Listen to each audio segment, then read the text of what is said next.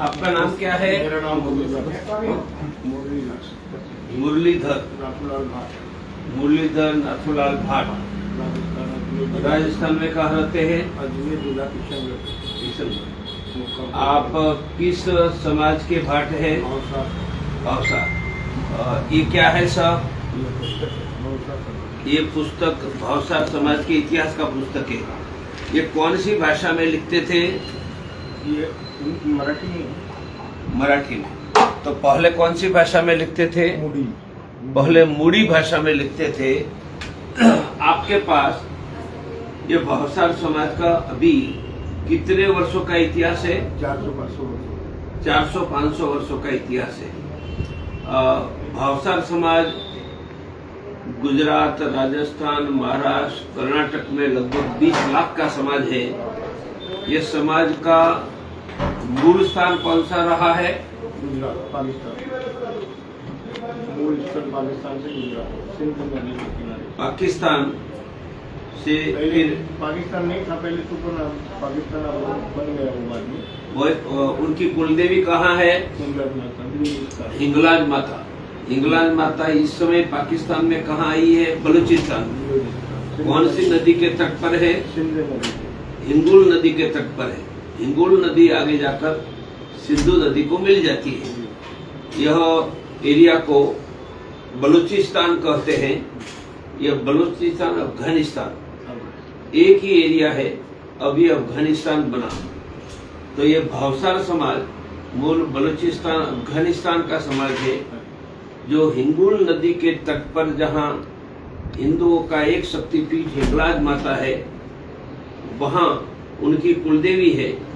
तो जिनकी मूल कुलदेवी का स्थान है वही उनका मूल स्थान है। फिर वहाँ से फैलते गए और इस्लाम के संघर्ष के दौरान धीरे धीरे यह अफगान बलूच हिंदू क्षत्रिय समाज फिर भारत की ओर राजस्थान, गुजरात और वहां से महाराष्ट्र और कर्नाटक तक फैल गया। तो आपके पास उन सभी का इतिहास है। आपको कुछ इस इतिहास के बारे में कहना है क्या? मैं तो इतना जानता हूँ, जो लिखा है मैंने बता दिया। लिखा है। तो आप हर वर्ष घरों घरों में घूमते हैं? 5 साल में एक बार जाते हैं। 5 साल में एक बार जाते हैं। फिर जो नए बच्चे का जन्म होता है उनका ऐड करते हैं, उनको जोड़ जाते हैं। तो आपके पास लगभग 500 वर्ष पहले का है। 500 वर्ष पहले का जो पहला लिखा है, उस समय कहाँ राजस्थान से लिखा था? राजस्थान महाराष्ट्र में आ गए थे? नहीं, महाराष्ट्र में आ गए थे। वो महाराष्ट्र में क्या, हमारी ससुराल चोपड़ा गांव में। पहले वो गुजरात में रहते थे। गुजरात से वो चोपड़ा को आ गए और चोपड़ा से वो लड़का नहीं था, एक लड़की थी, वो हमारी हम राजस्थान में रहते, अजमेर जिला किशनगढ़। ऐसे पूरे राजस्थान में भावसार भाट समाज का इतिहास लिखने वाले कितने परिवार होंगे? 15-20। 15-20 परिवार। कोई ब्रांडपुर को रहता है, कोई चोपड़े को भी रहता है। चौपड़े में भी रहता है। ये जो भाट समाज है, हर एक परिवार के एक भाई को उन परिवार का इतिहास लिखने का काम हमारे पुरखों ने सौंपा। आपका नाम क्या है? अमित लोखंडे।